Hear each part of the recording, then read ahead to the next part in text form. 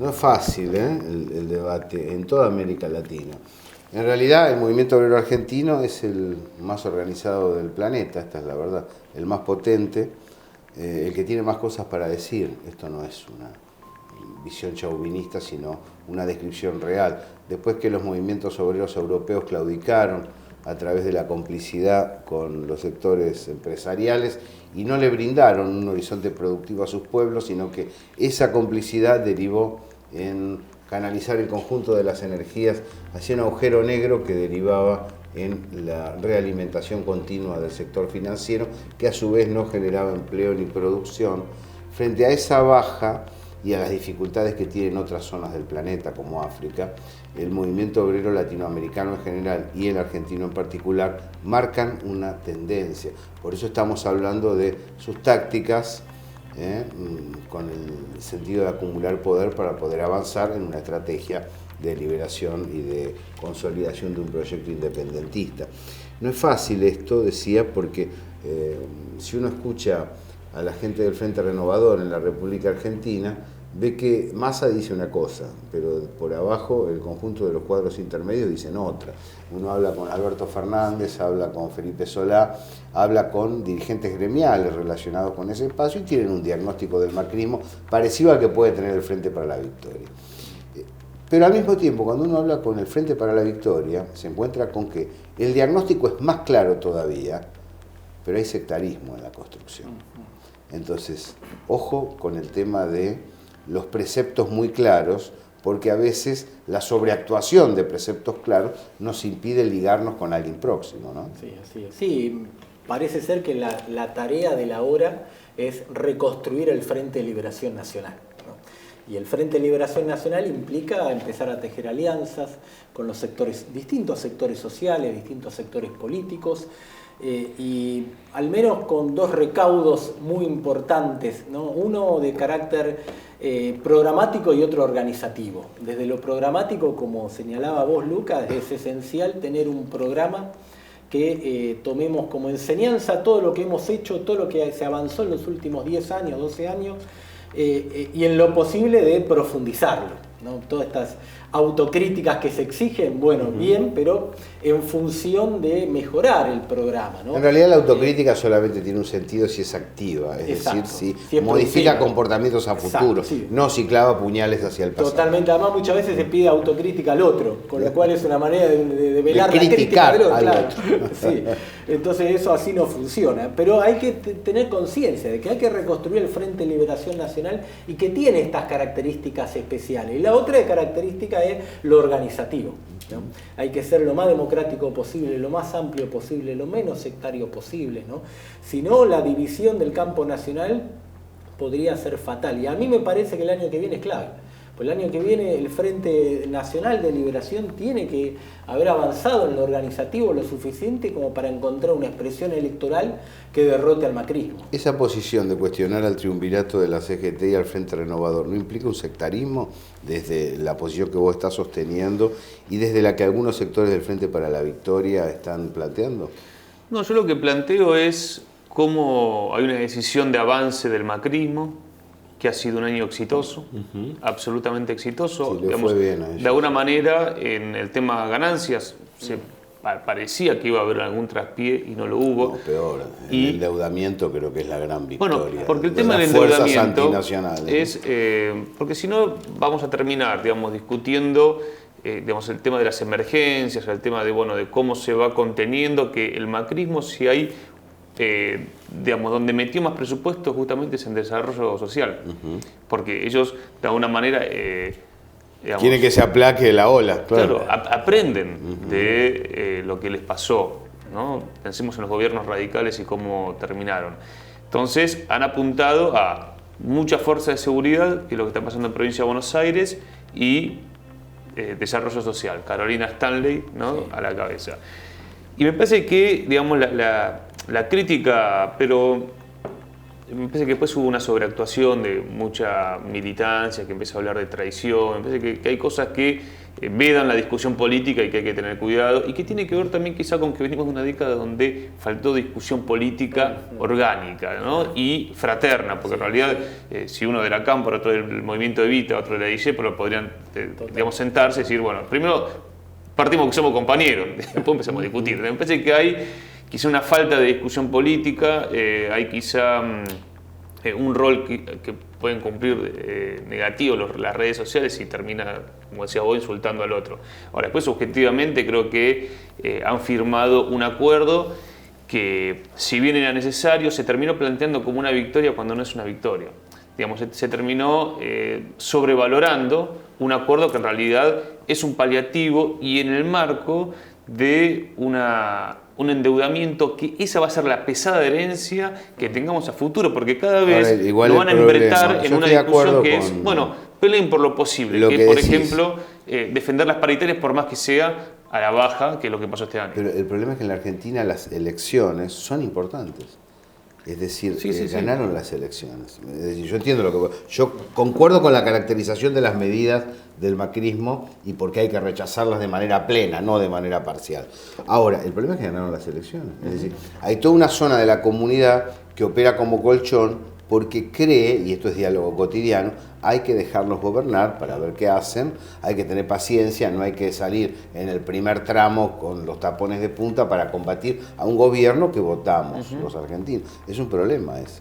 Bueno, porque aquí hay un 20% de colchón. Dejemos al 30, 25, 30% hipergorila, ¿no? Escuálido, gusano. En cualquier país de América Latina siempre está en contra de la gente. Mucho que han votado el pero hay un 20% cercano que pasó de la primera a la segunda vuelta, se visualizó muy claramente, que está diciendo: che, esperemos un poco, no nos tiremos de cabeza en contra del gobierno. Está bien, bueno, pero tiene que ver, Gaby, con cómo la dirigencia convoca la pelea.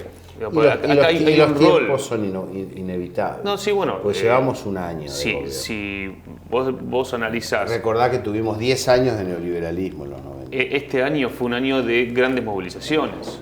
¿No? El 29 de abril. El movimiento obrero de pie, eso sin duda. El 29 de abril demostró que las dirigencias estaban por debajo de la convocatoria. Sí. Porque todos se sorprendieron. Decían, va a haber 100.000. Bueno, hubo 300.000. Entonces, de alguna manera, hay un pueblo que, si se lo convoca, va a la pelea.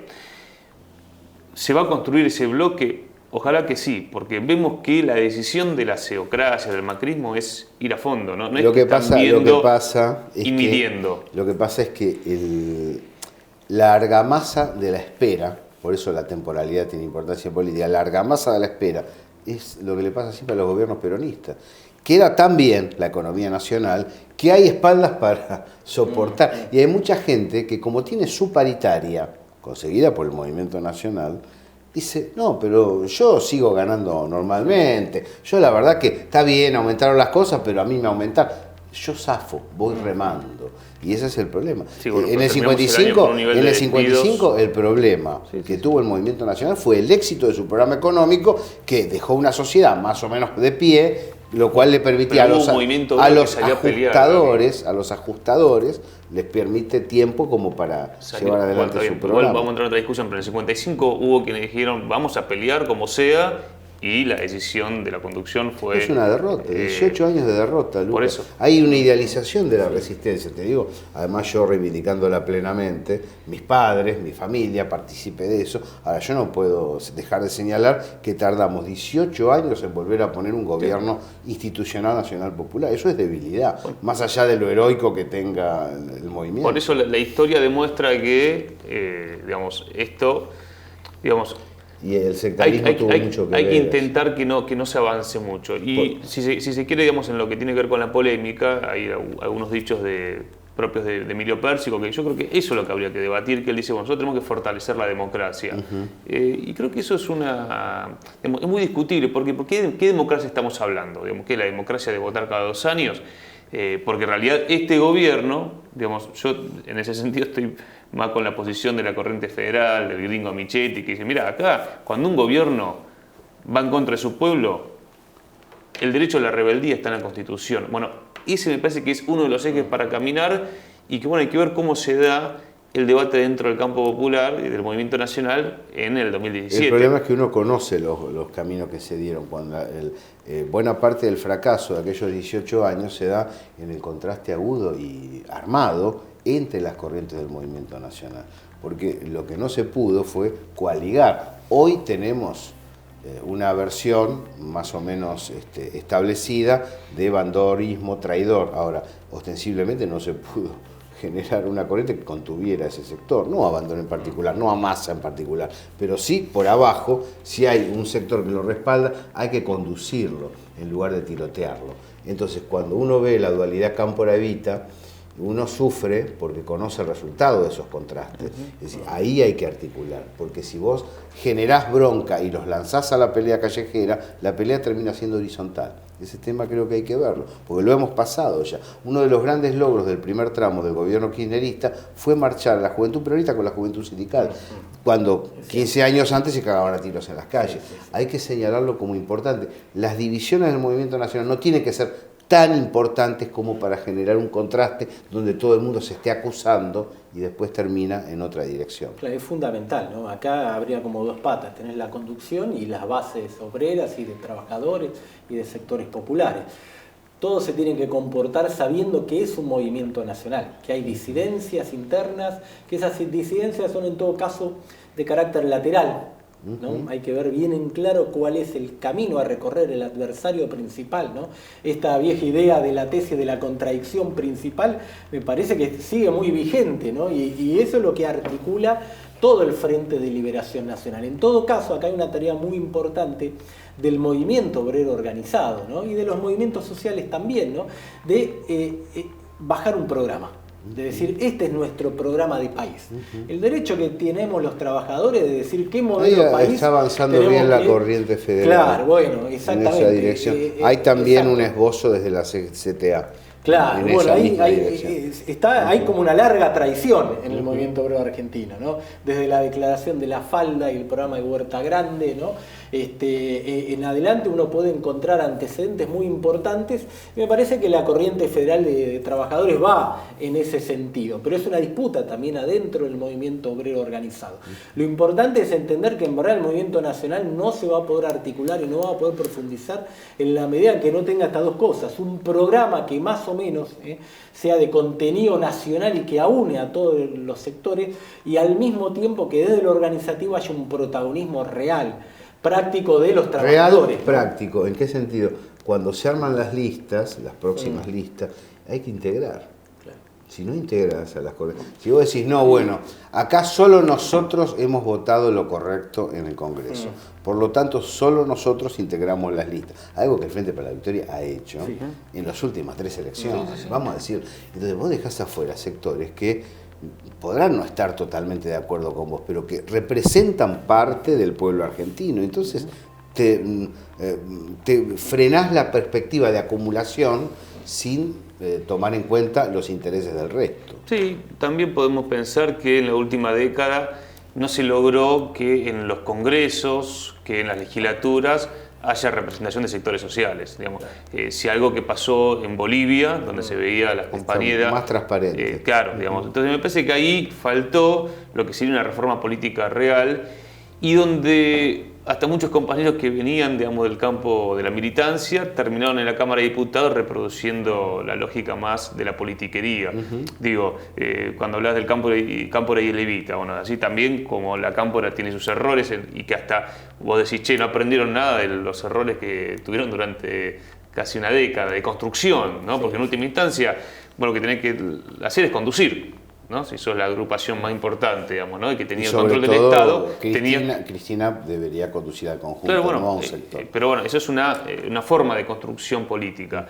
El peronismo para la victoria, que fue este bloque que se armó de Levita, se armó cuando estaban todas las críticas de corrupción contra el kirchnerismo, que fue la avanzada contra Julio De Vido.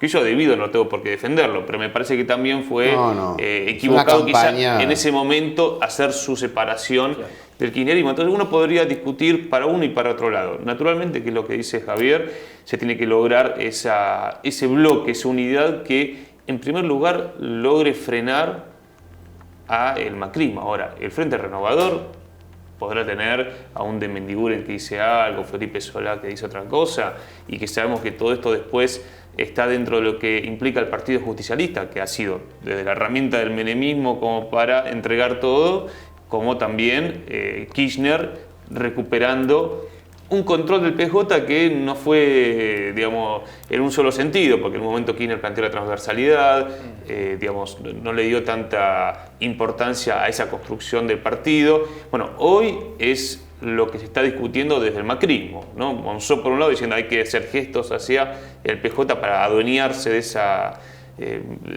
maquinaria, y el sector de Durán Barba, de Peña, que dice no, seamos los puros. Entonces me parece que eso también lleva a otra posición dentro de este lado, ¿no? Que algunos dicen, bueno, ¿es importante o no la elección de medio término? Cristina, ¿qué va a hacer? Me parece que de alguna manera hoy la pregunta en la política argentina es si Cristina se va a presentar, y eso da un diseño electoral, y bueno, qué pasará con Sergio Massa en función del 2019. Ahora, más allá de la cuestión electoral, creo que la construcción de un bloque que desde la calle, desde los paros nacionales, digamos, pueda dar discusión del modelo económico, es la única alternativa que veo yo. América Latina 2017, último tramo.